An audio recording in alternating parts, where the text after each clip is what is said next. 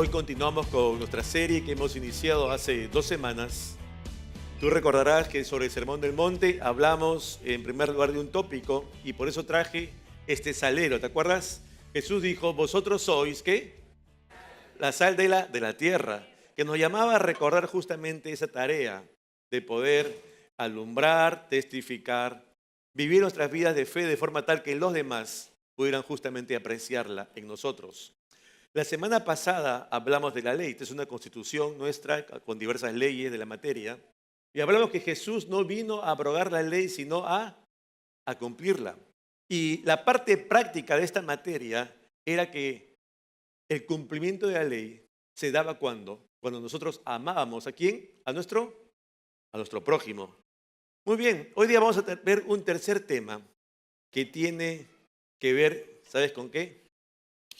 Con el enojo. El enojo que mata. El enojo que mata. Por eso es un cuchillo.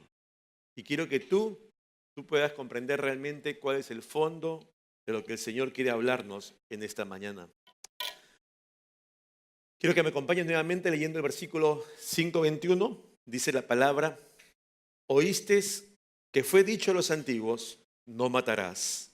Y cualquiera que matare será culpable de juicio. Recordemos un poco el contexto de este pasaje. Jesús no vino a dejar sin efecto la ley, sino básicamente lo que Jesús está ahora en un nuevo énfasis diciéndole a sus discípulos que están allí en el monte. Oísteis que fue dicho. Ustedes han recibido una enseñanza periódicamente por sus rabinos, por sus maestros. Esto han escuchado por años. Pero yo os digo, es decir, Jesús aquí va a hacer una aplicación, una corrección a lo que venía enseñándose tal como se daba hasta ese momento. Jesús nos vino a mostrar cuál era la interpretación de vida a esa ley. ¿Qué es lo que realmente debía considerar aquel discípulo suyo para ponerlo en práctica? Porque Jesús no alteró la ley. Jesús no estaba refiriendo a cuál era su opinión respecto a la ley, aun cuando él podía hacerlo. Jesús nos estaba llevando a una corrección en los términos de aprendizaje hasta ese momento. Oíste que fue dicho. Y empieza entonces diciendo Jesús aquí. Nos da una pauta que es conocida por todos. Esa negativa de no des, ¿qué cosa? No des muerte a nadie. No des muerte a nadie. ¿De dónde traía esto? Del Decálogo, ¿verdad? Los 10 mandamientos. La referencia está en Éxodo. Éxodo capítulo 20, verso 13, pero en versión Nueva Traducción Viviente, dice lo siguiente. Dice, no cometas, ¿qué cosa? Asesinato. No cometas asesinato. Es mucho más fuerte aún leyéndolo que no cometas homicidio, ¿verdad? Y es que aún en términos legales hay una diferencia, implica una gravedad. Pero es interesante que cuando aquí en la palabra nos dice, no cometas asesinato, allí lo que se refiere a esta palabra, ¿sabes qué significa? No destroces, no despedaces a otro hombre. Y muchas veces nos podemos quedar solamente en el aspecto físico externo. Estás culminando la vida de otro. Y nos damos cuenta que a veces podemos destrozar la vida de otro ser humano de diversas maneras. Dice en este versículo 21, porque quien así haga, entonces va a ser sencillamente sujeto a una condición de culpabilidad. Y finalmente ello le va a acarrear una pena, una sanción por parte de un tribunal. Matar puede restringirse en algún momento, para nuestra perspectiva, como un hecho solamente. Hay un hombre que acabó con la vida de otro. Pero la pregunta es, ¿esto es algo acaso espontáneo? ¿Que regular, que cada uno puede ir matando allí a quien quiere en todo momento? ¿No será que acaso hay alguna motivación interna en la vida de ese ser humano que lleva a culminar con la vida de otro? ¿Qué tiene que ver, acaso, nuestro enojo? Esas emociones internas que nos pueden llevar justamente a decisiones finales traumáticas, horrendas. Hace poco tuvimos la oportunidad de estar en un museo, el Museo Metropolitano, y allí hay diversas obras de arte, esculturas, pinturas, objetos de historia, y vimos un cuadro que está en pantalla, que nos muestra que a Caín acabando con la vida de Abel. Este es el cuadro que está allí en el museo. Y es interesante, porque muchas veces nos quedamos solamente como un arte, pero nos olvidamos que ese arte muchas veces también refleja la conducta que se da en el hombre, en el ser humano. Y aquí, evidentemente, no podemos dejar de recordar aquel pasaje que cita la Escritura en Génesis capítulo 4, verso 5. Génesis 4, verso 5 dice, pero no miró con agrado a Caín. Está haciendo referencia a Dios. Dios no miró con agrado a Caín y a la ofrenda suya, ni a uno ni al otro. Y se ensañó Caín en gran manera y decayó su semblante. Más allá de que decayó su semblante, me llamó la actitud esta primera palabra. Y Caín, ¿qué cosa? ¿Qué dice? Se ensañó. Y se ensañó aquí, básicamente, hace referencia. Es un hombre que arde en cólera. Es un hombre que no tarda en airarse, en encolerizarse. Eso significa, se ensañó. Se ensañó este hombre. Yo me pregunto, ¿tienen que ver acaso entonces mis emociones, mi carácter, con alguna conducta posterior? Claro que sí. Hace un tiempo estábamos en esas 48 horas de clamor que teníamos, que hay un tiempo para orar unos por los otros y también tiempo para que se acerquen a orar con los pastores. Y una hermana se acerca y me dice, pastor, ¿puede orar por mí? Claro que sí. ¿Cuál es tu motivo de oración, hermana? Y ella me dice, quiero que ore, pastor, por mi carácter. Y yo le pregunto y le digo, ¿no será que quieres que ore por tu mal carácter? Y ella inclina el rostro y me dice, sí, pastor. Porque somos conscientes a veces de nuestra condición, pero no queremos reconocerlo frente a terceros, porque nos cuesta, nos cuesta. Y lo que el Señor nos está diciendo aquí en este pasaje es, ojo, así como el homicidio conlleva luego un estado de culpabilidad que va a ser sancionado, el enojo no es menos, ojo, el enojo también es pasible de condena posterior. Porque recuerda, ambos son pecados. Ambos son desagradables a los ojos de Dios y también, por si acaso, a los ojos de los hombres. Nosotros somos los que minimizamos. Esto es menor rango, menor grado. No es tan grave como un homicidio el enojarse con el otro. Ojo con nuestro carácter. Mateo 5:22 dice Jesús. Pero yo os digo que cualquiera que se enoje contra su hermano será culpable por eso de juicio. Jesús hace ese énfasis aquí. Y allí va justamente la derivación de su análisis. Oíste que fue dicho, pero yo os digo. Ese es el énfasis que le pone Jesús. Entiendan bien, está hablando de sus discípulos, ayer como hoy en nosotros. Pero yo os digo. Tenga cuidado cada quien de airarse con su prójimo. Tenga cuidado cada quien de exasperarse con su prójimo. Porque habla de tu hermano, de ese hermano que es de vientre, es aquí en el original. Ese hermano que es de carne y sangre, pero también por extensión. Ese hermano, llamémosle prójimo, que tienes a tu alrededor. Cuidado con exasperarse, airarte con el otro. Quien fuere. Y justamente porque si incurrimos en esto, vamos a también a ser que hallados culpables, como es hallado culpable el homicida. Los fariseos probablemente creían que cumpliendo la ley, punto por punto, en todo lo que les fuera posible, porque les era imposible, estaban entonces en comunión con Dios. Mi relación con Dios es perfecta. Estoy bien con Dios. Pero es interesante que ellos comenzaron, los fariseos, a percibir de manera inmediata ese ministerio de Jesús.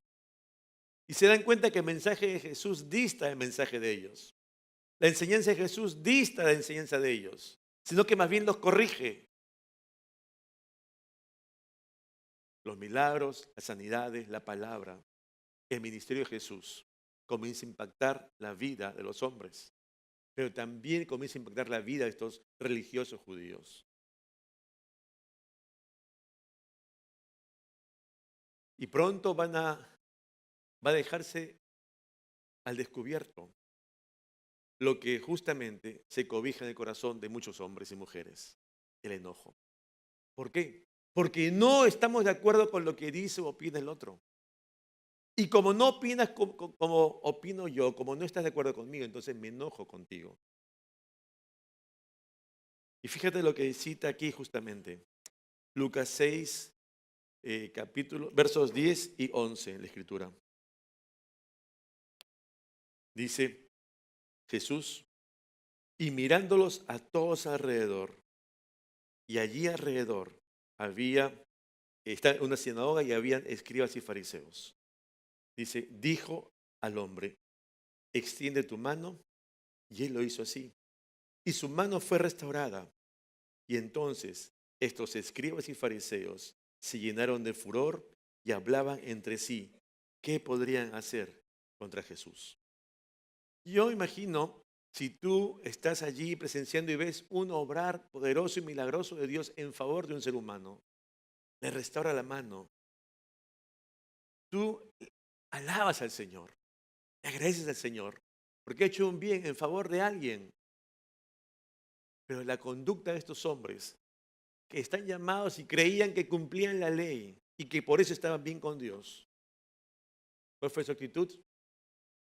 Dice, se llenaron de furor contra Jesús. Contra Jesús. Y no solamente eso, sino que pensaron en una conducta postrera. ¿Qué mal podemos hacerle ahora a este hombre? Y recuerdas otros pasajes, comienzan a planificar ¿qué cosa? Su muerte. No con sus manos, porque nosotros no podemos cometer homicidio, pero utilizaron los medios que estaban a su alcance. Esa es la conducta del hombre. Esa es la conducta del hombre muchas veces. Dios sí nos dejó su palabra, su voluntad expresa, su ley de alguna manera. Pero sabes, más allá que cumplirla al pie de la letra, así textualmente, lo que el Señor nos quiere decir es, oíste que fue dicho, pero yo os digo, comprendamos bien, en un sentido, cuál es el espíritu de la ley, cuál es la voluntad de Dios. ¿A qué se refería Dios que no matarás? ¿Es solamente eso? ¿No quitarle la vida física de alguien? ¿Qué del enojo? Y nos olvidamos que para Dios es también pecado. Para Dios también es desagradable. Es aquí justamente que yo te pregunto, ¿tú alguna vez te has enojado con alguien? ¿Ah? ¿Te has enojado con alguien? No. ¿Sí o no? No. Ah, claro, muy bien. ¿Recientemente? La mitad recientemente. Ok. ¿Qué has hecho al respecto? ¿Qué has hecho con tu enojo? ¿Te lo has guardado? ¿Te has quedado así, resentido? ¿Amargado? Tal vez alguna vez has utilizado una computadora y dices, has sacado tu documento y ahora voy a poner imprimir. Y mandas y no sale la impresión. Cuando revisas tu máquina que dice pendiente, ¿verdad? Pendiente. Y tal vez tu amargura y tu resentimiento también está así en tu vida, pendiente. no está aún resuelta. ¿Nos llama eso? Claro que no. Y son temas que tenemos que tratar nosotros también hoy, en el día a día. Mateo 5, verso 22, segunda parte, Jesús sigue hablando y dice, y cualquiera que diga necio a su hermano será culpable ante el concilio. Ahora ya no solamente es que este hombre, este ser humano, tú o yo, podemos pensar y enojarnos respecto de otro, sino que da un segundo paso, menciona el hablar, dirigirnos a esa otra persona. Yo no solo me enojo contra alguien, sino ahora le digo algo, le digo necio.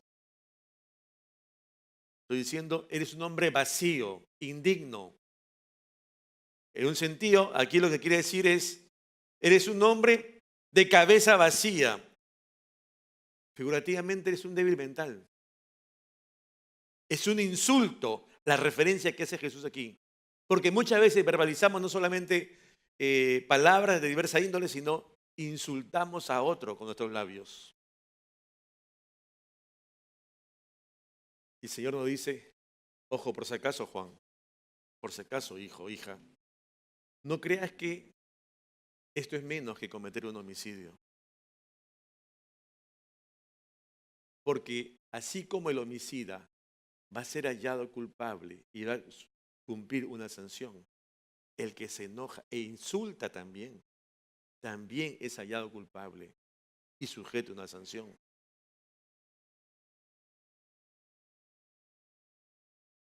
Es un insulto a la inteligencia del otro cuando así proferimos palabras inapropiadas, por decirlo menos. Discúlpame la expresión, pero tal vez tú lo has hecho, tú lo has recibido como yo, o lo hemos hecho, o lo has visto, lo has oído, perdón. ¡Eres un bruto! ¿Lo has dicho alguna vez? ¿Te lo han dicho?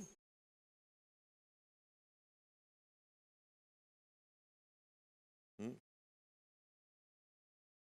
El abuso verbal no se gesta así espontáneamente. Hay un origen primero, ¿dónde? En nuestro interior. Se pasa del enojo al insulto, de ese desvarío interno al externo. Y eso que está en nuestro interior aflora. Y entonces vemos justamente cuál es nuestra condición. Mateo 5, verso 22, tercera parte dice, y cualquiera que le diga fatuo quedará expuesto al infierno de fuego.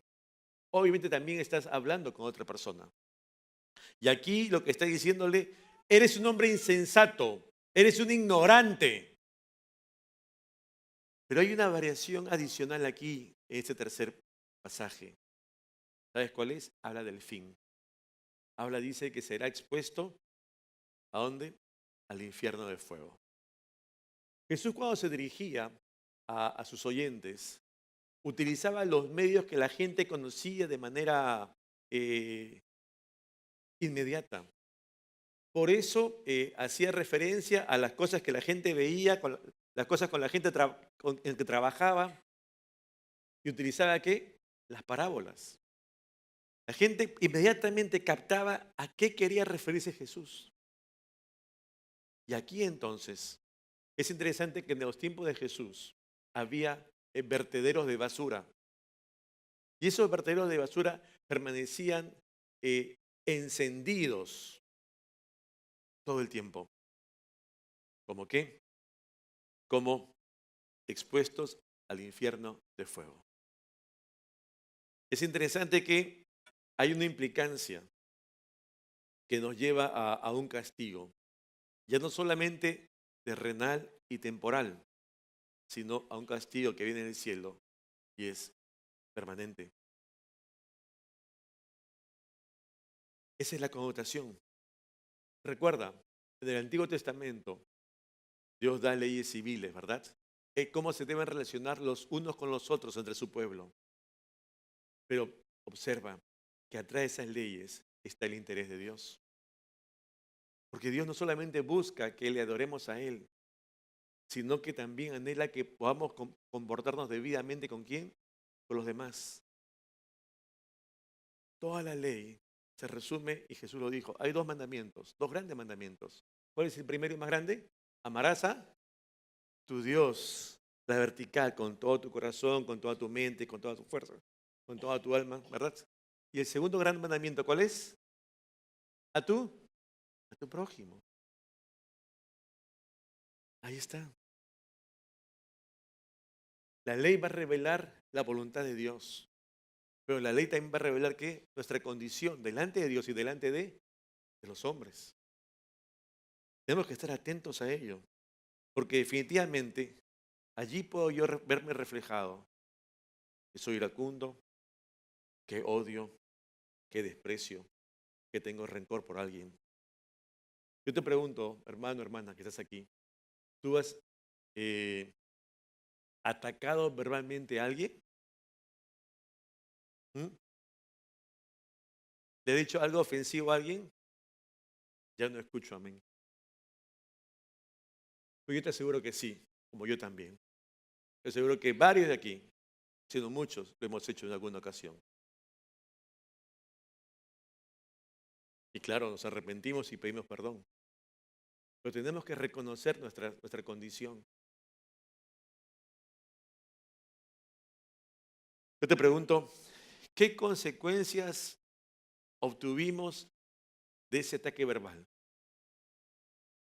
¿Positivas? ¿Logramos algo insultando a alguien? ¿Gritándole a alguien?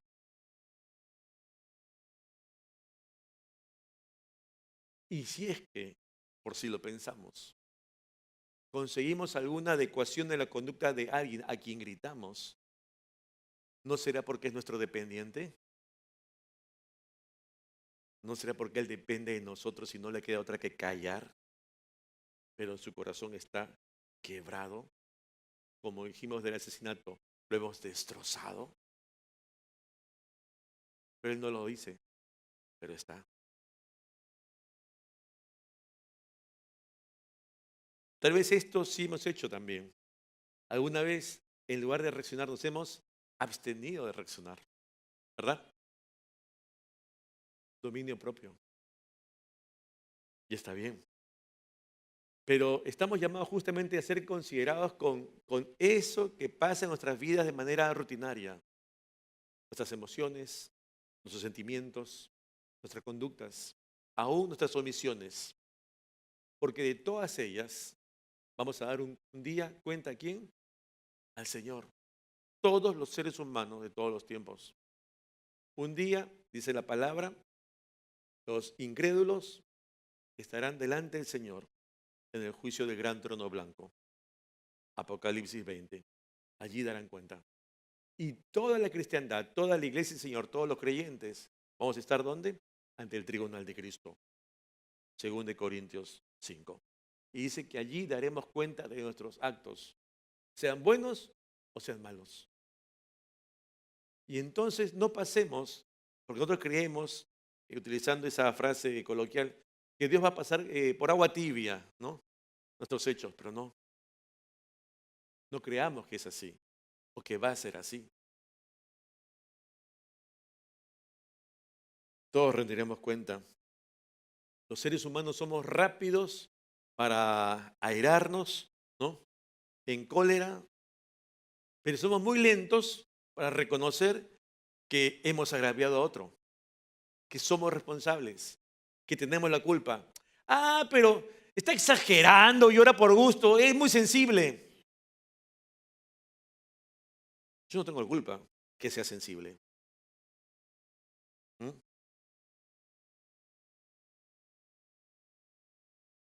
Somos dados a maximizar las situaciones cuando nosotros somos los agraviados, pero a minimizar la situación cuando yo soy el responsable.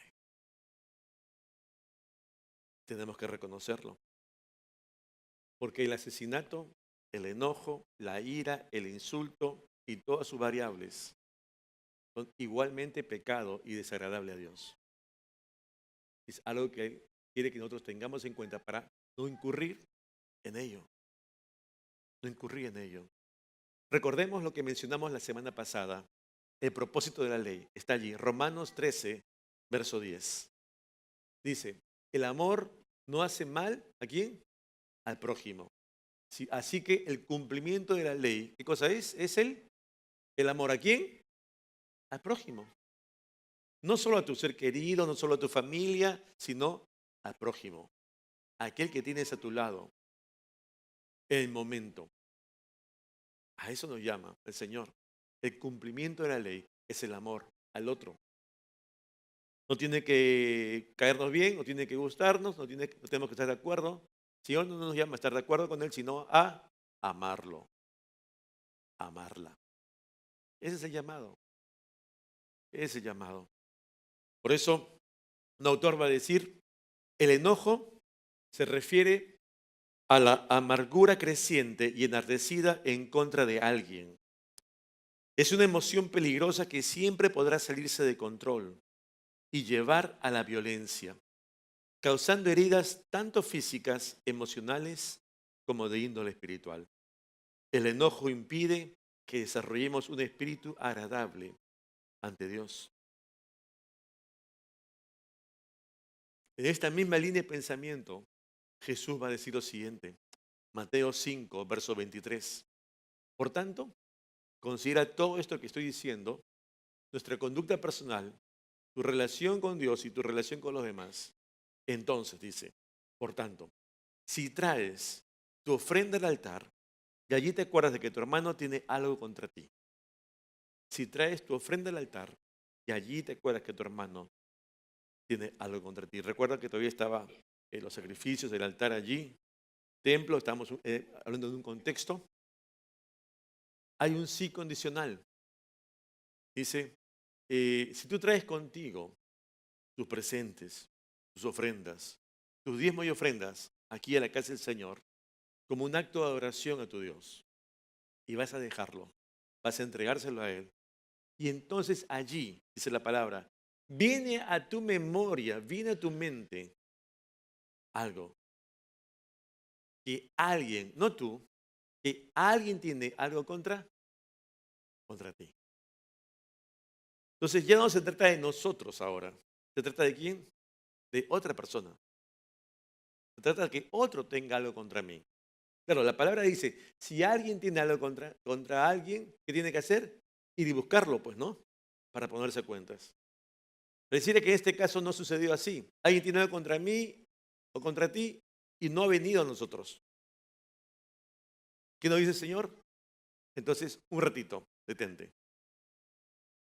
Considera tu corazón, considera la situación, que hay una relación que está como rota, porque él tiene o ella tiene algo contra mí.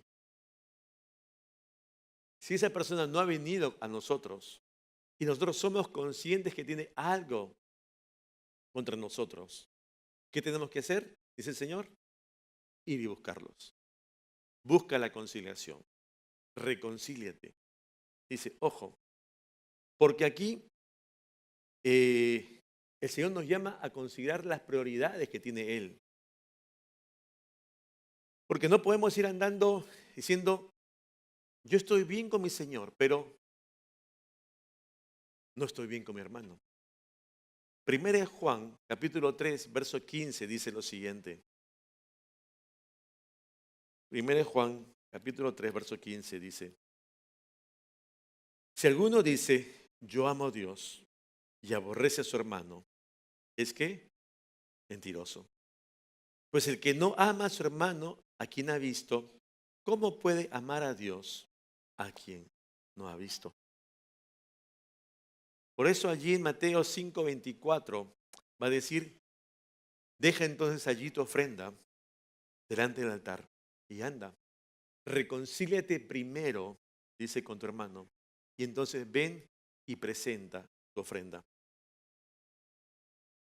Has traído tu ofrenda al Señor, dice, ok, está muy bien, pero, ojo, considera este escenario. Hay algo que tiene algo contra ti. Y nos dice, anda, anda. Posiciónate en ese escenario. Es como cuando tú estás aquí y de pronto ves a alguien que está a tu lado que se va alejando, alejando, ¿no lo ves que poco hace chiquito, chiquito, chiquito y desaparece? Esa figura se refiere, anda, no te quedes aquí, ande en búsqueda de esa otra persona. ¿Y qué cosa?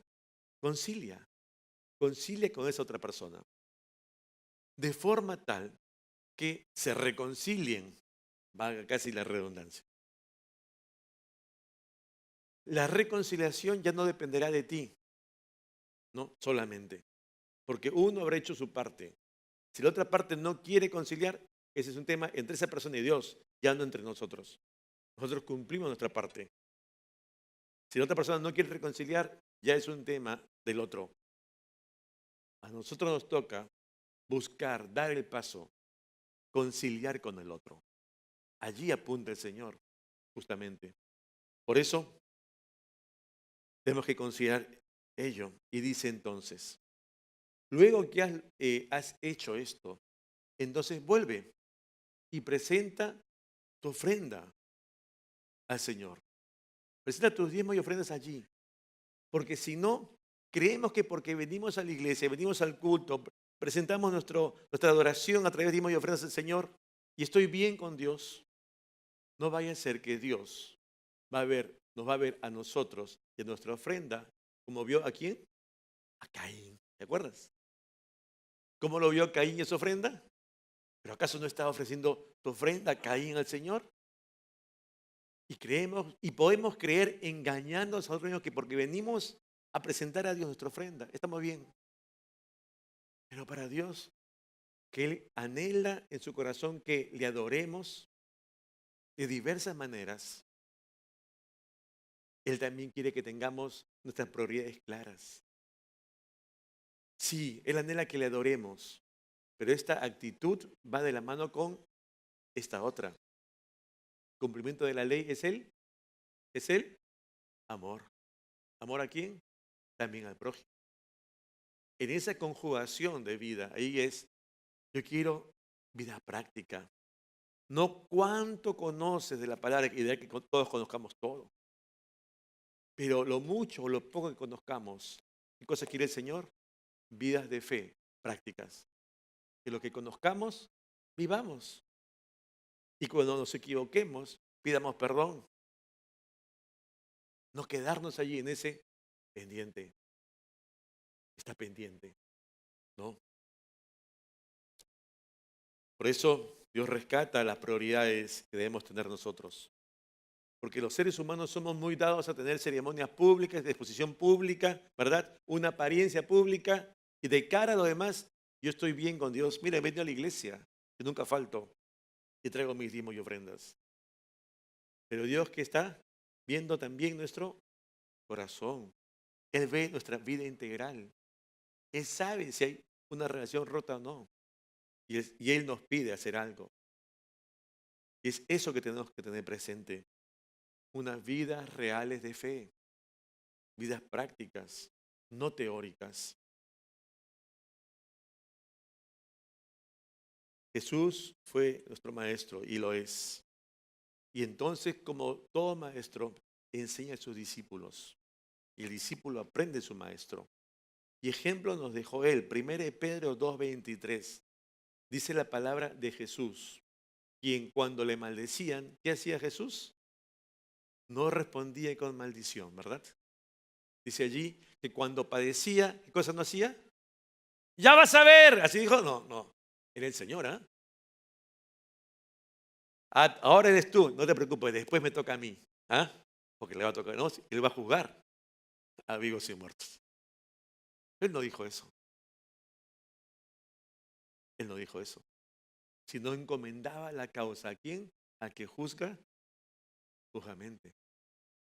Y ese ejemplo que nos da el maestro, ese que nosotros tenemos que tener presente cada día. Cada día. ¿Sabes? Jesús no nos va a pedir algo que no podamos llevar a la práctica. Pero tampoco como creyentes esperemos que podemos hacerlo en nuestras fuerzas solamente, porque eso es imposible. Por eso el Señor nos dio aquí, ¿a quién? A su Espíritu Santo. Y es en el poder del Espíritu Santo que podemos tener victoria y poder tener nuevas conductas que en otro tiempo no tendríamos. Y allí que justamente voy terminando. Hay un pasaje que quiero compartir contigo, Efesios. Efesios capítulo 4, versos 24 y luego 29 al 32. Dice la palabra. Y vestidos del nuevo hombre, creado según Dios en la justicia y santidad de la verdad. Por lo cual, entre otras cosas, ninguna palabra corrompida salga de vuestra boca, sino la que sea buena para la necesaria edificación, a fin de dar gracia a los oyentes. Y no contristéis al Espíritu Santo de Dios, con el cual fuisteis sellados para el día de la redención. Fíjate, ¿qué nos dice también? Quítense de vosotros, ¿qué? Toda amargura, enojo, ira, gritería y maledicencia. Antes, sed benignos unos con otros, misericordiosos, perdonándoos unos a otros, como Dios también os perdonó a vosotros en Cristo. Muchas veces vamos a escuchar aquí conceptos, la palabra del Señor y el qué. Eso es lo que nos dice Dios. Y yo le estoy pidiendo a los pastores, ahora que vamos también a estudiar en todos los grupos pequeños de la iglesia, también el Sermón del Monte, no es para que repliquemos el sermón, ¿no? O sea, ya ustedes ya lo escucharon. ¿Qué anhelamos que vean ustedes en los grupos pequeños, en todos los grupos pequeños? El cómo. O sea, si acá decimos, no te enojes, entonces, ¿cómo hago? El cómo es lo que quiero que veamos en los grupos pequeños, en todos. El Señor se enojó, sí, hay una variable, estudiémoslo allí. No se ponga el sol sobre vuestro enojo. La blanda respuesta quita la ira. Y así, la forma práctica de este qué, el cómo, es lo que vamos a llevar a dónde? A los grupos pequeños. Entonces les animo, hermanos, a que en los grupos pequeños justamente trabajemos la parte práctica de esto que el Señor nos muestra hoy, allí, el desarrollo vivencial. ¿Qué nos dice aquí el Señor? Nos dice, entre otras cosas,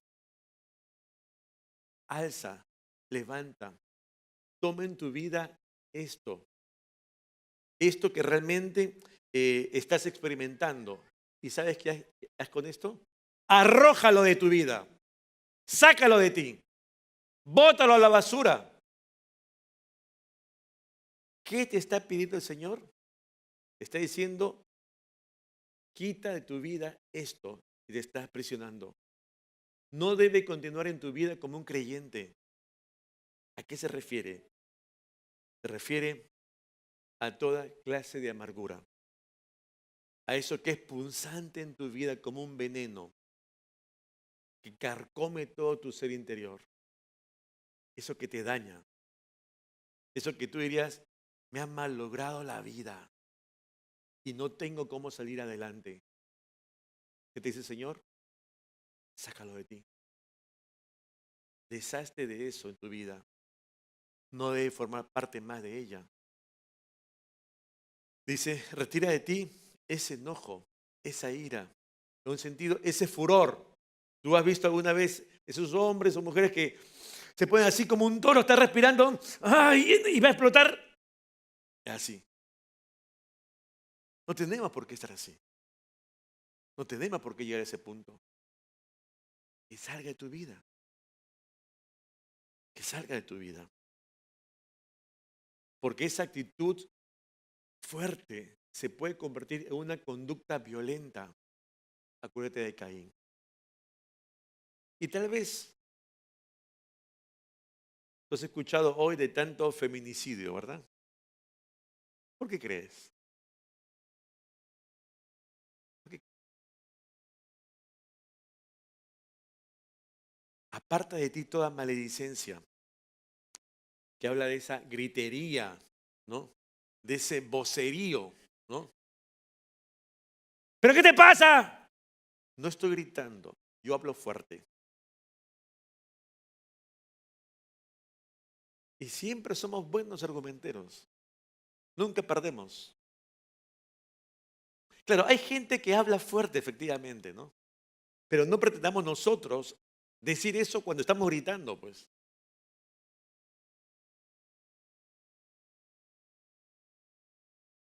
Y si lo hacemos, ¿qué tenemos que hacer? Pedir perdón. Pedir perdón. Aleja de ti toda malicia, toda forma de declinación que conlleve, pues, a la maldad. Hay cosas que tenemos que retirar de nuestra vida definitivamente, pero hay otras que deben permanecer y si no están hoy, deben formar parte de nuestra vida. Como que dice, sé benigno con todos, sé benigno. Constitúyete en una persona útil a los demás. Da ejemplo con una vida de servicio al prójimo. Tal vez incluso tu testimonio, mi testimonio con el otro, ayude que ese otro un día conozca al Señor, cambie y es más, pueda también ser útil a los demás. Otra vez sea recíproco. Él dice aquí, el Señor, sé misericordioso. Seamos compasivos con los demás.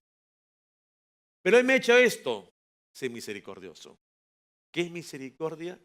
No darle, en un sentido de la justicia, sintonizado con castigo, que el otro merece.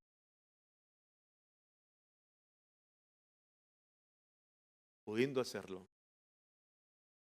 sé misericordioso.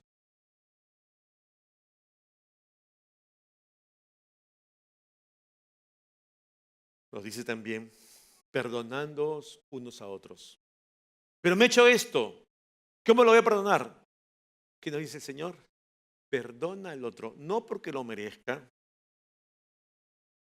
sino porque considera que Dios nos perdonó a nosotros.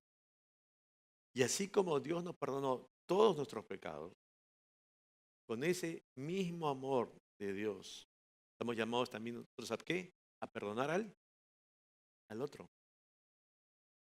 al prójimo. Ese llamado que nos hace el Señor. Por eso, si tú recuerdas, esta serie del Sermón del Monte tiene una frase que va a través de todos los mensajes. ¿Cuál es? Una actitud de cambio. Una actitud de cambio. Y eso es lo que anhela el Señor en nosotros. Porque tal vez hoy nosotros se da este enojo, esta ira, estas griterías, este rencor, esta amargura y tantas cosas más que se dan en nosotros. Están allí como un pendiente que no hemos resuelto, como un pendiente que todavía no perdono. Y quiere el Señor que tengamos una actitud de cambio y que cambiemos. Cambiemos. Termino por eso con esta figura que dice que pasemos nosotros de ese enojo que mata, ¿verdad? De ese enojo que mata. ¿A qué? Sí, algo que arreglar. Entonces nos dice el Señor, anda, reconcíliate y ven. Porque no puedo estar bien contigo, Señor, si estoy mal. ¿Con quién? Con mi prójimo. No puedo estarlo. El Señor nos llama a que le amemos a Él, por sobre todas las cosas, pero que también amemos ¿a quién? A nuestro prójimo. Y es por eso que consideremos ello. Es mi anhelo para tu vida, hermano, hermana, que el Señor pueda seguir obrando su gracia, su poder en ti. Y por eso quiero invitarte a orar en esta noche. Que podamos todos cerrar nuestros ojos allí donde estamos.